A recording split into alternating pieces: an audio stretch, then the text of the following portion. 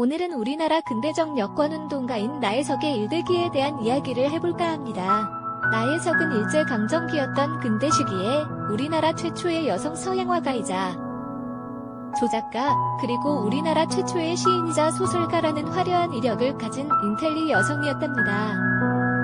나혜석은 1920년에 25세의 나이에 변호사인 김우영과 결혼해서 자녀를 낳아 키우면서도 자신의 직업인 화가 활동을 함께 겸임해 나갔습니다.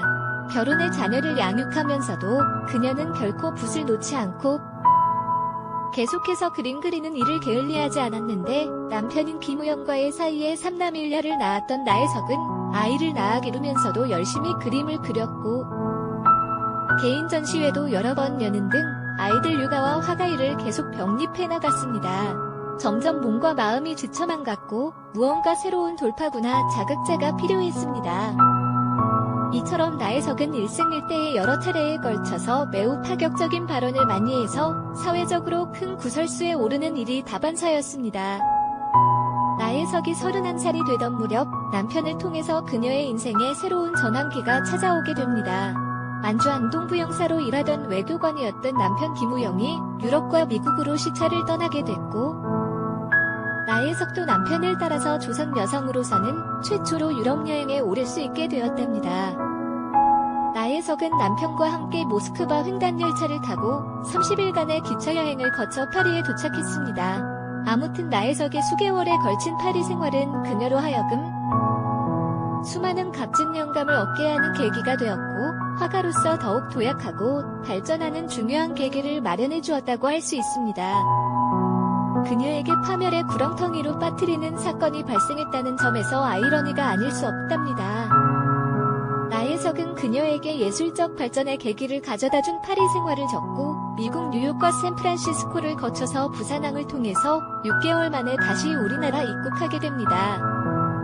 그녀의 남편 김우영은 집에 돌아오자마자 그녀에게 이혼을 요구하였습니다.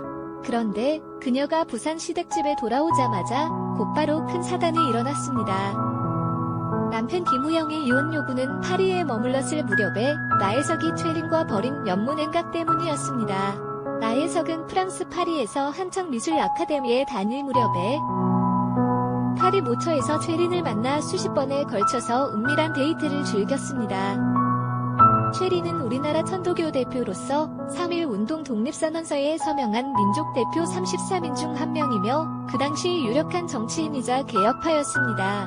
최린은 1928년도에 프랑스 파리에서 외교관으로 출장을 왔었는데, 마침 파리의 유학생들이 주최한 환영회에 함께 참석한 최린과 나혜석은 서로가 보자마자 서로 간에 첫눈에 홀딱 반하게 되고 두 사람은 자신의 신분을 망각한 채 은밀한 사랑에 빠지게 된답니다. 프랑스어를 모르는 두 사람은 통역관까지 고용해서 레스토랑과 오페라 극장, 뱃놀이를 하면서 수많은 데이트를 즐겼답니다. 이렇게 나혜석과 최린이 그녀의 호텔방에서 밤을 함께 보낸 횟수가 수십 번이 넘는다고 합니다. 그 당시 나혜석이 여러 명의 남자들과 연애를 한다는 소문이 우리 교포사회에 널리 퍼져 있었고, 당시 베를린에 있던 남편 김우영도 이 소문을 듣고 급히 파리에 돌아왔습니다. 파리에 돌아온 나혜석의 남편 김우영은 비밀리에 나혜석의 뒤를 밟았고 한 호텔방에서 나혜석과 최린이 정사를 벌이는 불륜 장면을 목격하게 된답니다. 결국 1930년 11월 나혜석은 결혼 11년 만에 35세의 나이에 이혼을 당하고 집에서 쫓겨나게 된답니다. 그녀는 35년도에 집필한 자신의 자서전 신생활에 들면서에서 최린과의 불륜에 대해 솔직히 고백하기까지 했습니다.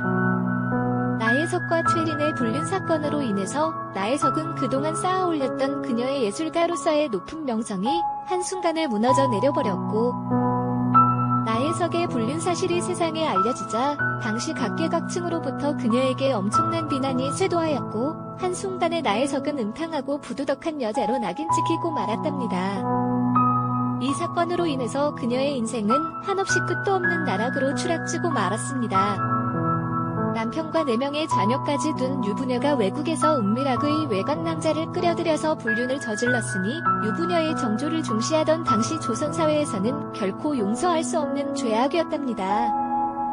나혜석은 불륜으로 인해서 그녀가 평생 쌓아왔던 여성운동가와 화가로서의 명예를 잃게 되었을 뿐만 아니라 남편과 자녀들까지도 모두 잃게 되는 혹독한 대가를 치르게 된답니다. 그런데 더욱 웃긴 것은 남편에게 이혼당하고 연인 최린에게도 버림받았던 나혜석은 자신의 불륜 상대남 최린을 상대로 정조유림죄로 법원에 고소했을 뿐만 아니라 12,000원의 위자료 청구 소송까지 추진하게 됩니다. 나혜석으로부터 고소를 당한 최린은 나혜석의 소송을 중단시키기 위해서 2,000원의 돈으로 그녀를 매수하기를 시도했답니다. 나혜석은 1934년도에 잡지 삼천리에 이혼 고백서라는 글을 올려 자신의 이혼 사실을 세상에 알려서 또 한 번 큰 파란을 불러일으켰답니다. 1934년에 나혜석이 발간한 이혼 고백서에서 그녀는 약혼과 결혼, 이혼에 이르렀던 모든 과정과 최린과의 관계에 대해 적나라하게 기록하면서 불평등한 남녀관계에 대해서 강하게 비판하였고 남녀 간의 자유연애를 주장하였습니다. 이혼 고백서에서 그녀는 자신의 아내, 어머니, 누이와 딸에게는 한없이 순결함을 요구하면서 다른 사람의 아내나 어머니, 누이, 딸에게는 음탕한 성욕을 뿜는 한국 남성들의 위선적이고 이중적인 성물화를 신랄하게 비판하였고 자유연애론을 주장하였습니다. 이혼한 후 나혜석은 프랑스 파리에 체류할 때 목격했던 제르망 성당문을 보고서 그림을 그렸는데 이 그림이 2번씩이나 미술대회에서 큰 상을 받았답니다. 상을 수상하면서 자신감과 삶의 용기를 얻은 그녀는 이듬해 금강산에 머물면서 30점이 넘는 그림들을 그리면서 왕성한 작품 활동을 벌여나갑니다. 그렇지만 그 후 나혜석의 집에 큰 불이 나서 그녀의 보물이나 마찬가지인 그녀의 그림들이 모두 불에 타서 없어지고 말았습니다. 이제 그녀는 모든 것을 잃고 완전 빈털터리가 되어버렸습니다. 그녀의 모든 그림들이 불이 나는 바람에 전부 불에 타서 없어지고 말았답니다. 이 화재 사고로 인해서 나혜석은 엄청난 충격을 받고 병을 얻어서 병석에 눕게 된답니다. 화재로 자신의 모든 그림들을 잃게 된 나혜석은 엎친 데 덮친 격으로 파킨슨씨 병까지 걸리는 큰 불행이 닥쳐와서 점점 사회생활이 어려워졌습니다. 그리고 그 후에 나혜석이 다시 그린 그녀의 그림들이 조선미전에서 혹평을 받으면서 그녀는 더욱 깊은 나락으로 떨어지고 맙니다. 그녀는 급기야 가족과 친지들로부터 외면을 당했고 그녀의 마지막 생명줄이나 마찬가지였던 오빠의 경제적 지원이 끊어지면서 그녀의 생활은 매우 힘들어지게 되었습니다. 자신을 찾아온 학생들에게 유아를 가르치면서 간신히 생계를 이어나갔습니다. 이렇게 경제적으로, 정신적으로 최악의 상황에 처하게 된 나혜석은 1944년도에 인왕산에 있는 청운양로원에 들어가서 은거했으나 1945년도에 50세가 되면서 지병인 파킨슨병이 더욱 악화되면서 정신이상 증세까지 보이게 됩니다. 그 후 정신이상 증세가 심하다는 이유로 양로원에서 쫓겨난 나혜석은 이후에 병원과 보육원, 산사를 오가면서 3년 동안 방랑 생활을 해오다가 병세가 더욱 심해진 1948년도에 서울시립자재원 병동에 입원하였고 입원한 지 한 달 만에 무영고자 병동에서 사망하고 말았답니다.